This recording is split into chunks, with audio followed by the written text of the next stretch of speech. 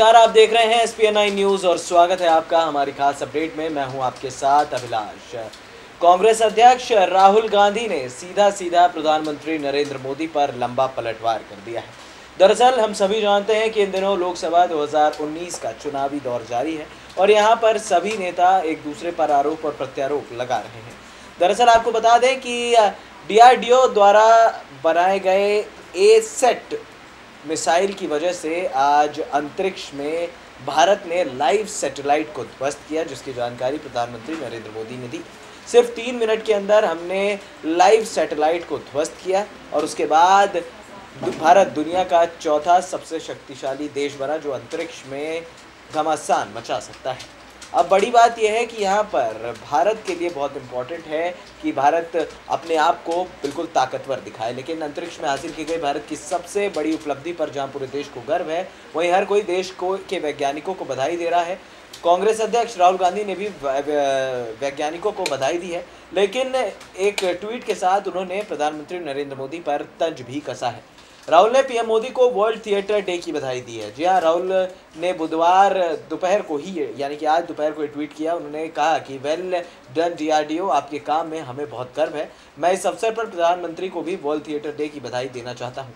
दरअसल कुछ देर पहले जब ये खबर सामने आई कि प्रधानमंत्री नरेंद्र मोदी देश को संबोधित करेंगे तो कई तरह की अटकलें लगाई जाने लगी, लेकिन जब अंतरिक्ष में हासिल की गई इस उपलब्धि की बात सामने आई तो हर किसी की अलग तरह की प्रतिक्रिया थी।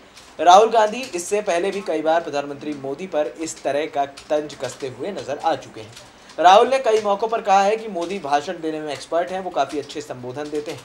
आज फिर इसी मौके पर राहुल ने प्रधानमंत्री को इस तरह की तंज भरी बधाई दी। कांग्रेस अध्यक्ष के अलावा कई दलों ने भी प्रधानमंत्री को इस संबोधन में सवाल खड़े कर दिए हैं। साफ तौर पर आम आदमी पार्टी के नेता संजय सिंह ने कहा है कि इस तरह की घोषणा इसरो DRDO के जरिए की जानी चाहिए, लेकिन प्रधानमंत्री चुनावी माहौल के कारण खुद इस प्रकार की घोषणाएं कर रहे हैं। बता दें कि दुनिया भर में थिएटर को लेकर काफ़ी क्रेज़ है। हर साल 27 मार्च को थिएटर दिवस मनाया जाता है। इसकी शुरुआत 1961 में हुई। इंटरनेशनल थिएटर इंस्टीट्यूट हर साल दुनिया के कई देशों में इस दिन को बड़े स्तर पर मनाता है। अब सवाल यह है कि क्या यहाँ पर प्रधानमंत्री नरेंद्र मोदी को लेकर राजनीतिक माहौल गर्मा चुका है।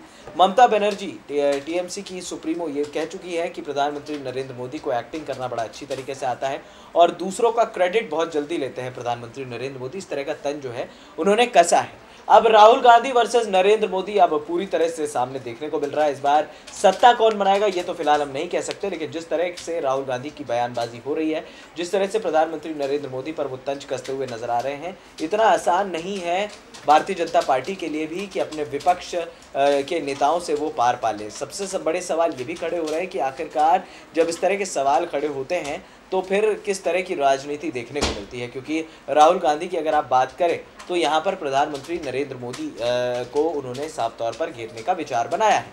सवाल ये भी है कि आखिरकार हर साल जिस तरह थिएटर डे की बात की गई और किस तरह का तंज था ये भी देखने वाली बात है। वहीं दूसरी तरफ राहुल गांधी की बहन प्रियंका गांधी वाड्रा जो महासचिव भी बनाई गई हैं उत्तर प्रदेश की, वो अमेठी में दहाड़ती हुई नजर आ रही हैं। यानी कि भारतीय जनता पार्टी के लिए मुश्किलों का दौर खड़े होना शुरू हो चुका है।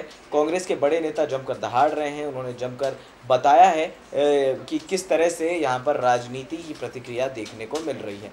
अब देखना दिलचस्प होगा कि राजनीति और कितने नए मोड़ लेती है, किस तरह की राजनीति एक अलग तंज की तरह सामने आती है और अब कौन सा बड़ा नेता अब यहाँ पर संबोधित करता है, क्योंकि यहाँ पर भारतीय जनता पार्टी को एक बार फिर सवालों के घेरे में यहाँ पर लोग ले आए हैं। प्रधानमंत्री नरेंद्र मोदी खुद भी सवालों के घेरे में है, क्योंकि उन्होंने साफ तौर पर कहा कि 3 मिनट के अंदर हमने लाइव मिसाइल को ध्वस्त किया है और विपक्ष का कहना है कि ये काम DRDO और इसरो का है और बधाई उनको ही देनी चाहिए और उनकी तरफ से ही इस तरह के भाषण सामने आने चाहिए या फिर उनकी तरफ से ही प्रतिक्रिया आनी चाहिए। यानी कि पूरी तरह से भारतीय जनता पार्टी को घेरने का प्लान बनाया है सभी विपक्षी नेताओं ने। अब देखना दिलचस्प होगा कि किस तरह की राजनीति अब इस मामले में नया तूल पकड़ती है। फिलहाल इस खास अपडेट में इतना ही। हमें दे दीजिए इजाज़त और हाँ, हमारे चैनल SPN9 न्यूज़ को सब्सक्राइब करना मत भूलिएगा। नमस्कार।